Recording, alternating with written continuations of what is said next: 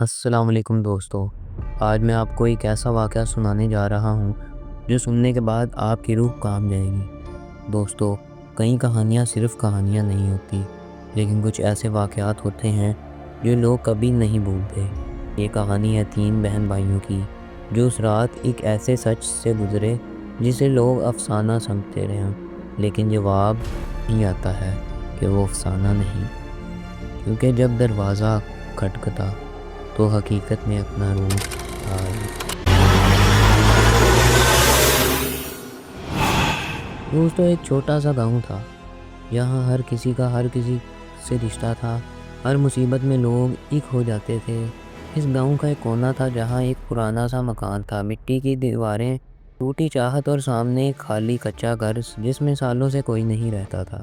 اسی مکان میں رہتے تھے 3 بہن بھائی، علی 17 سال کا، ثنا 14 سال کی اور ہیرا 12 سال کی۔ اس رات ان کے ماں باپ، گھر سے سب لوگ رشتہ دار کی وفات پر تعزیت کرنے گئے ہوئے تھے۔ گھر میں صرف یہ 3 بچے اور ان کے چاچا۔ رات کا وقت تھا، گھر کے اندر ایک کمرے میں یہ تینوں موبائل پر گیم کھیل رہے تھے۔ چاچو باہر والے کمرے میں کپڑے سلائی کر رہے تھے۔ چاچو ایک درزی تھے اور رات کو دیر تک کام کرنا ان کا معمول تھا۔ سب کچھ ٹھیک تھا، لیکن پھر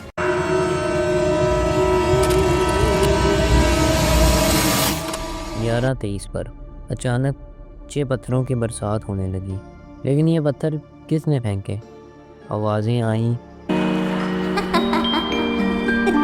علی نے کھڑکی سے جھانک کر دیکھا، جو گھر سالوں سے خالی تھا کے اندر سے کوئی پتھر پھینک کے جا رہا تھا۔ ثنا نے ڈر کے مارے ہیرا کا ہاتھ پکڑ لیا۔ علی بھی گھبرا گیا۔ انہوں نے چاچو کو آواز دی۔ چاچو ترنت اندر آئے۔ یہ کیا ہو رہا ہے؟ کیا کسی نے شیطانی شروع کر دی ہے؟ پھر چاچو نے کہا کہ یہ کوئی شیطانی نہیں، یہ تو ساتھ والے گھر سے کوئی پتھر پھینک رہا ہے، لیکن وہ تو گھر بند ہے، تو پتھر کون پھینک رہا ہے؟ انہیں بہت زیادہ ڈر لگنے لگ گیا تھا۔ اس وجہ سے چاچو نے کہا کہ میں ایک پیر بابا کو جانتا ہوں، وہ اس طرح کے معاملات کو دیکھتے ہیں، میں ابھی لے کر آتا ہوں انہیں۔ وہ نکل گئے اور تینوں بچوں کا کمرہ انہوں نے بند کر لیا۔ 10 منٹ گزرے، اچانک دروازہ زور زور سے کھٹکنے لگا۔ تینوں بچوں کا خون سوکھ گیا۔ علی نے ہمت کر کے دروازہ کھولا۔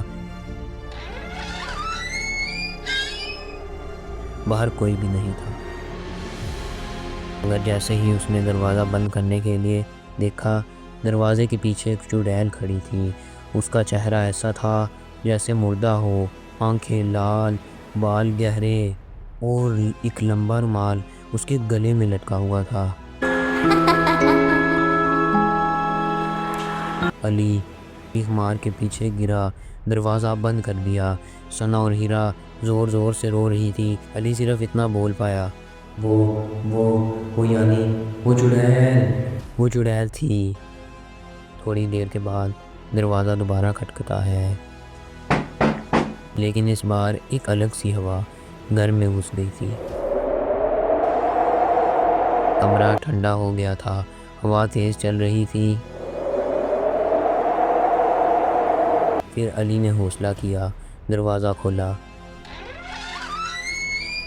اور اس بار چاچو واپس آئے، ساتھ میں ایک بزرگ پیر بابا کے ساتھ۔ پیر بابا نے گھر میں داخل ہوتے ہی کہا، یہاں کسی روح کی موجودگی محسوس ہوتی ہے، تم سب اندر ہی رہو۔ انہوں نے تسبیح اٹھائی اور صحن میں جا کر کچھ اونچی آواز میں پڑھنے لگ گئے، جیسے کوئی کلمات پڑھ رہے ہوں۔ تو انہوں نے ایک بار رکا اس خالی گھر کی طرف۔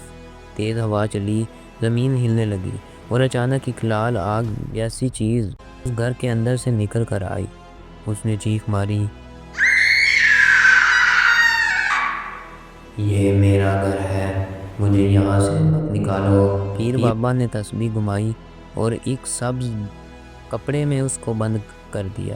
پیر بابا نے کانپتے ہوئے کہا، سالوں پہلے اس گھر میں ایک جوان لڑکی کا قتل ہوا تھا، اس کی روح ابھی تک انصاف کے بنا بھٹک رہی تھی، آج میں نے اسے اس کی منزل تک پہنچا دیا۔ علی، ثنا اور ہیرا کے چہرے پہ رنگ واپس آ گئے۔ اس رات کے بعد وہ چڑیل کبھی واپس نہیں آئی، لیکن تینوں بہن بھائی آج بھی جب اس رات کو یاد کرتے ہیں تو ان کا جسم کانپ جاتا ہے۔ انہیں یاد ہے وہ ڈر، وہ خطرناک چہرہ، وہ ہوا، وہ آوازیں، کسی بھی سنسان یا قتل جگہ کو مذاق نہ سمجھیں۔ ایسی جگہ صرف دیکھنے کے لیے نہیں ہوتی بلکہ دعا کرنے کے لیے ہوتی ہے۔ دوستو، اگر آپ کو یہ کہانی اچھی لگی ہو تو میری ویڈیو کو لائک کریں، چینل کو سبسکرائب کریں اور بیل آئیکن پریس کریں تاکہ ہماری ہر آنے والی ویڈیو آپ تک پہنچتی رہے۔ شکریہ، اللہ حافظ۔